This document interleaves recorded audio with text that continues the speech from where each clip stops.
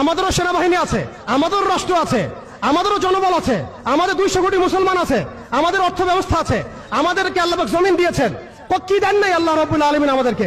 তারপরে কেন এই জায়গায়? এর উত্তর আপনি খুঁজে বের করেন। উত্তর হচ্ছে একটাই, উত্তর একটাই।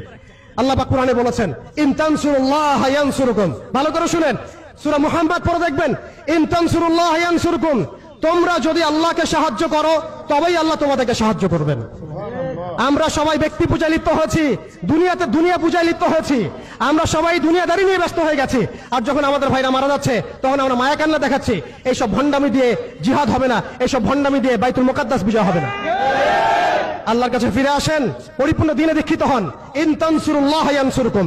তোমরা আল্লাহকে সাহায্য করো, অর্থাৎ তোমরা আল্লাহর দ্বীনকে সাহায্য করো, আল্লাহ তোমাদেরকে সাহায্য করবেন। ওয়া ইউসাব্বিত আকদামাকুম। তোমাদের পা আল্লাহ পাক শক্ত করে দিবেন। আল্লাহ সতর্ক করেছেন, ওয়া ইন তাতাওয়াল্লাউ। তোমরা যদি মুখ ফিরায় নাও, আল্লাহ থেকে তোমরা যদি মুখ ফিরায় নাও, ইস্তাবদিল কওমান গায়রাকুম। আল্লাহ পাক তোমাদেরকে সরাই দিয়ে নতুন কওমকে নিয়ে আসবেন। সুম্মা লা ইয়াকুনু আমসালাকুম। তারা তোমাদের মতো অপদার্থ হবে না। এটা আল্লাহ পাকের দায়িত্বহীন ঘোষণা।